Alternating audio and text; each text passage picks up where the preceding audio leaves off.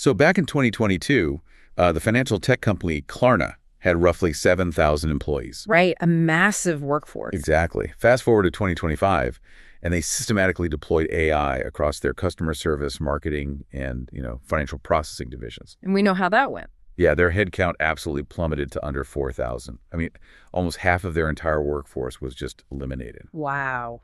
And how did the market react to this massive reduction in human capital?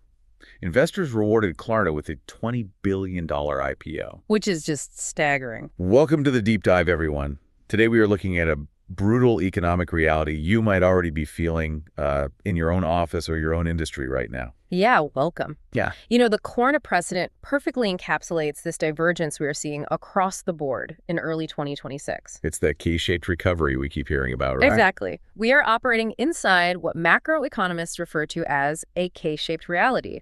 On the upward arm of the K, companies integrating AI are experiencing an average 11.5% productivity gain. And that's according to Morgan Stanley data, right? Correct. So corporate profits and balance sheets are just thriving. But the downward arm of the K is where the actual humans live. Yes. Those financial gains are being directly fueled by sweeping structural workforce reductions. The stock market is essentially throwing a massive party while the family living next door to you is, staring at a layoff notice. It's stark contrast. And that is why we are unpacking a highly confidential strategic white paper today. It's from EON Reality and EON AI Ventures, and it's titled The Sovereign Human Initiative. Yeah, and the mission of this document is to outline a pretty radical systemic framework. Right. It's all about transitioning millions of displaced workers into the new AI-driven economy before the bottom completely falls out of the middle class. Because it attempts to solve a macroeconomic crisis by basically addressing the microeconomic reality of you, the individual worker. Precisely. The transition mechanisms we've relied on for the past century are fundamentally breaking under the speed of algorithmic deployment today. Okay, let's unpack this. Because to evaluate if EON's solution actually holds water, we first have to look at the specific demographic taking the hit here. Which is completely different from what people expect. Right. Traditionally, when we talk about automation, the mind instantly jumps to the factory floor. We picture robotic arms welding chassis on an assembly line. But diving into this white paper, it's clear the crosshairs have moved. Yeah, AI is bypassing the assembly line entirely and going straight for the corner office. It really is. The white paper pivots away from theoretical models and relies heavily on the Anthropic Economic Index, and this is a crucial methodological shift. How so? Well, for years, labor economists looked at what AI could theoretically do, in a lab setting. But the Anthropic Index measures what AI is actually executing in live professional environments right now. And when you map real-world AI task coverage against occupational databases, the hierarchy of vulnerability is completely turned upside down. Yeah, the exposure rates are just terrifying if you hold one of these degrees. I mean, we are looking at computer programmers with 74.5% of their daily tasks covered by AI. It's massive. And customer service representatives are sitting at 70.1%. Medical record specialists are at 66.7%. Right. And we are not talking about isolated gig workers here. No, these are highly educated, deeply embedded professionals. And that demographic shift changes the entire calculus of systemic economic risk. Workers in these highly exposed cognitive roles are statistically much higher earners. Right. They have accumulated significant educational credentials. They usually hold graduate degrees. Exactly. They have built their entire financial infrastructure around the assumption of uninterrupted, high-level income. Which means their fixed costs are massive. I mean, if you are listening and you're in one of these roles, you might be carrying a $5,000 a month prime mortgage. Plus managing university tuition for your kids. Exactly. And contributing to the collective $1.7 trillion in outstanding student loan debt. So if we see a scenario where highly compensated professionals lose their income simultaneously across correlated industries, aren't we just setting the stage for a new 2008 housing crisis? The white paper explicitly flags this as a systemic macroeconomic threat, but with a severe structural difference from 2008. What's the main difference? Well, the liquidity crisis 18 years ago was triggered by subprime mortgage defaults. Right, risky loans. Yeah, but what the data points to now is a prime mortgage default risk. These are individuals with impeccable credit histories who played by all the legacy rules of the economy. They did everything right. They did.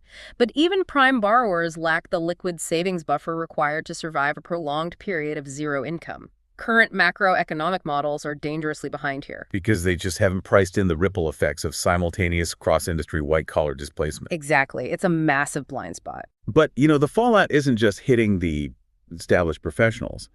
The dynamic affecting the younger generation, the people who haven't even had the chance to sign a mortgage yet, is incredibly insidious. It's arguably worse for them. Yeah, the hiring rates for young adults aged 22 to 25, who were specifically trained for these highly AI-exposed roles, have already dropped by 6 to 16%. What's fascinating here is the underlying mechanism causing that drop. This is not unemployment in the conventional sense. It is non-entry. Non-entry. Walk me through how non-entry actually functions on the ground. Okay, consider the traditional corporate apprenticeship model. A junior analyst or a junior developer is hired to do the foundational grunt work. Like cleaning data sets, drafting basic code, compiling initial reports. Right. That work actually provides negative or neutral value to the firm in the short term, but it serves as the training wheels for the junior employee to eventually become a productive senior staff member. It's an investment in their future output. Precisely. But AI completely obliterates that training phase. An LLM can clean the data or draft the foundational code instantly and flawlessly. And the senior developer just reviews the output. Exactly. The firm no longer has any financial incentive to subsidize the learning curve of a 22-year-old. Consequently, the most AI-literate generation in history is being systematically locked out of the workforce. Wow. So the entry-level on-ramp is completely destroyed, and the mid-career professionals are being actively off-ramped. It's a squeeze from both sides. Yeah, if the traditional career ladder is missing its bottom rungs and climbing the existing ones just guarantees you a mountain of student debt, what is the viable lifeline for these families before their savings evaporate? Well, EON's thesis rests on a brutal reality check regarding time and capital. Good. In the legacy economy, the standard transition period to reskill and land a new white-collar job takes between 12 and 18 months. Which is a long time to go without a paycheck. Exactly. In the current hyper-accelerated market, an 18-month gap in income is financially fatal for a household carrying prime debt. They default. Right. So the white paper argues that the transition window must be aggressively compressed to 90 days. 90 days. Yes. Furthermore, the capital requirement for that transition has to implode. We have to move from a $160,000 university degree model to an infrastructure that costs under $400 a year. And this is via their virtual campus, right? Correct. Well, I have to push back hard on that 90-day timeline. I mean, you cannot just hand a displaced medical records specialist a textbook and expect them to safely pivot into a skilled trade, or successfully launch a complex digital business in 3 months. It sounds crazy, I know. Compressing years of education into 90 days just sounds physically impossible. If the methodology relies on passive consumption, you are entirely correct. A 90-day transition via PDFs and multiple-choice quizzes is a fantasy. Right. But the framework relies heavily on the cognitive science of the experiential learning pyramid. The human brain retains roughly 10% of what it reads. 10%? Wow. Yeah. However, we retain up to 90% of what we actively experience and physically practice. So the strategy is to completely bypass cognitive abstraction and force immediate practical application. Precisely through immersive XR environments. The white paper leans on PwC data analyzing the efficacy of spatial learning. And what did that data show? Learners utilizing virtual reality environments acquire skills 4 times faster than those in traditional classroom settings. 4 times. That's incredible. And crucially, they report a 275% increase in confidence regarding their ability to actually apply those skills in the real world. Okay, but what about my concern regarding safety during such a rapid pivot? That's the best part. Immersive safety training in these environments has been shown to reduce real-world workplace injuries by 43%. Oh, because you make your catastrophic errors in a simulation, not on a live job site. Exactly. You can fail safely. That makes a lot of sense. The technology EON is deploying to facilitate this, specifically EON Genesis 2.0, is conceptually wild. Let's look at the mechanism of how this actually works. It's a game changer. Yeah, from the documentation, it basically serves as an intelligence ingestion engine. You feed it completely unstructured, static data. Like a 500-page regulatory framework, right? Exactly. Or a complex piece of legacy software code, or just an audio interview with a retiring expert.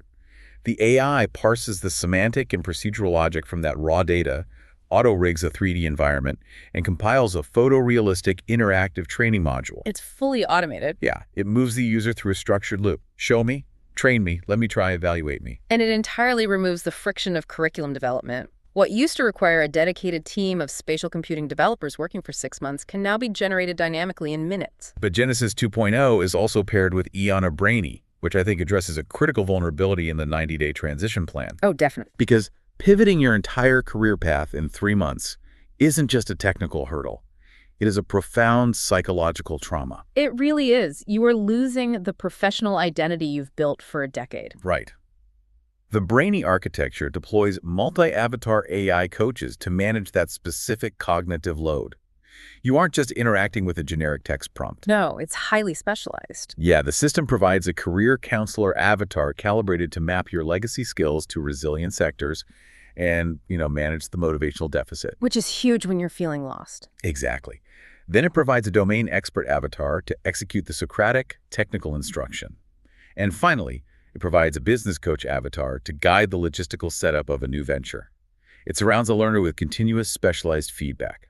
But looking closely at how Genesis 2.0 operates, there is a hidden corporate angle here that we have to discuss. Oh, for sure. This technology isn't just sitting in the cloud waiting for a displaced worker to discover it. Corporations are actively using this tech right now, setting up the exact conditions for the crisis we are talking about. Right, you're referring to enterprise knowledge capture. Exactly. When a corporation executes a 30 to 50% workforce reduction to chase those AI productivity gains we talked about, they inadvertently commit institutional self-sabotage. They do. They wipe out decades of localized, undocumented operational wisdom. So it's essentially reverse engineering an employee's value. That's a good way to put it. The company takes the veteran customer success manager who holds, the unwritten psychological profiles of the top 20 accounts. And before handing her a pink slip, the company uses Genesis 2.0 to extract her decision-making trees. Her situational muscle memory, her workflow logic, all of it. Right. They bake her expertise into a localized searchable simulation so the corporation retains her wisdom but eliminates her W-2 salary. It is the ultimate commodification of human experience. However, the sovereign human initiative hinges on the fact that this technology is symmetrical. Symmetrical? How so? The displaced worker has access to the exact same extraction and codification tools. Oh, wow. Okay. The white paper lays out 3 distinct pathways for the individual to leverage this architecture. They transition from a victim of algorithmic displacement to an active architect of their own economic output. Okay, if you are listening to this right now and recognizing your own role in those high-exposure statistics, the theoretical framework only matters if there are actual executable off-ramps. Absolutely. Let's break down the mechanics of these 3 paths. Where does a displaced worker actually go? The first route is the employment path, heavily oriented toward highly resilient sectors. Okay, what kind of sectors? The primary target here is the skilled trades: electricians, plumbers, HVAC technicians. These domains exhibit near-zero AI task coverage. Well, yeah, because artificial intelligence cannot navigate the chaotic physical reality of crawling under a foundation to reroute a burst pipe. Exactly. It's a strictly physical domain. But let's look at the friction there. If you take a 50-year-old former logistics manager and tell them their only survival option is to walk onto a loud, physically demanding construction site as a complete novice to beg for an apprenticeship. It's daunting. The psychological barrier to entry is insurmountable. Furthermore, if millions of white-collar workers suddenly flood the plumbing and electrical markets, won't that massive supply spike simply crash the wages in the trades? The wage collapse argument ignores the underlying macroeconomic deficit. We have a historic systemic labor shortage in the trades. Really? A historic shortage? Yes, compounded by an outgoing wave of retiring baby boomers and massive infrastructure spending. The market can absorb a massive influx of labor. Okay, but what about the psychological barrier of being a novice? As for that, EON deploys their sentient world capability. That 50-year-old logistics manager puts on a headset in their living room and spends 200 hours privately wiring a photorealistic digital twin of a commercial building. Oh, so they practice in secret. Yes. They build legitimate, code-compliant muscle memory and spatial awareness before they ever physically step onto a job site. Here's where it gets really interesting, though. Because a massive percentage of displaced cognitive workers have absolutely zero desire to transition to physical labor, regardless of the virtual on-ramp. And that brings us to path number 2. Right. The proprietor path, utilizing EON's Venture Builder platform.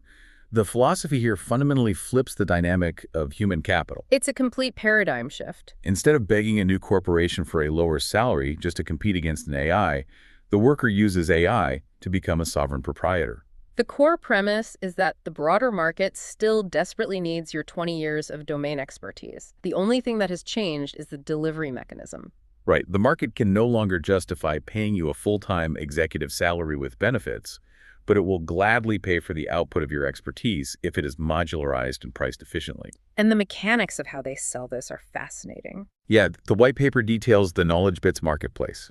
But we need to be clear for the listener, this isn't just an app store where you download a static PDF template. No, these are living API-driven microservices. Exactly. For example, the paper outlines a displaced director of human resources. She doesn't go hunting for another director role. She uses Genesis to extract her specific proprietary methodology for employee conflict resolution and performance mapping. She builds an AI-enhanced performance review system. Yes. She then leases that localized AI agent to 50 small businesses who can't afford a full-time HR department. She charges them a subscription, and suddenly she's generating $15,000 a month in recurring scalable revenue. We see the exact same mechanism applied to legal services in the paper. Oh, the paralegal example. Right. A displaced paralegal constructs an AI-augmented contract review service. The localized LLM processes the bulk of standard vendor agreements for small and medium-sized businesses. And the human proprietor only steps in to manually review the flagged exceptions, right? Exactly. They deliver big law quality risk assessment at a price point that small businesses can actually absorb. The individual worker is transformed into a hyper-efficient micro-agency. It turns human insight into a scalable software product. That's incredible. But, what if you aren't a product builder? What if your specific skill set has always been logistics, relationship management, and, complex implementation? That brings us to the third option. The VAR path. Becoming a value-added reseller. The VAR path acknowledges that AI orchestration requires human trust. In this model, you license EON's overarching tech stack. So the virtual campus architecture, the brainy AI coaches, the Genesis environment. Yes, all of it. And you take responsibility for deploying it across entire regions or massive industrial sectors. You serve as the vital human bridge. Look at how this operates on an international scale, too. The white paper cites Saudi Arabia's Vision 2030. Which is a massive national initiative to transition away from a purely oil-based economy. It's a huge undertaking. Yeah, you have to rapidly upskill hundreds of thousands of citizens for entirely new industrial outputs.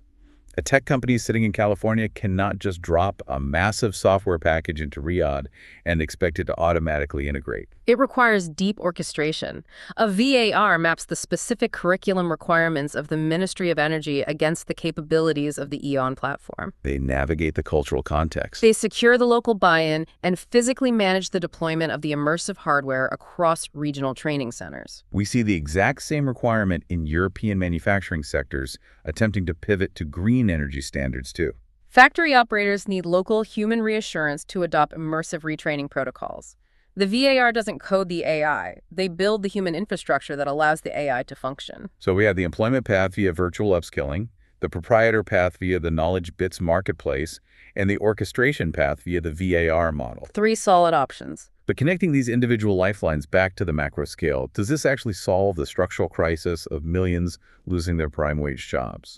To evaluate the viability at scale, we look at the World Economic Forum's projections for the end of the decade. Okay, what do they predict? They estimate that 92 million roles will be permanently displaced globally by algorithmic automation. 92 million. That's bleak. However, they concurrently project the creation of 97 million new roles that require a high degree of AI literacy. Well, on a spreadsheet, that looks like a net gain of 5 million jobs. Yeah.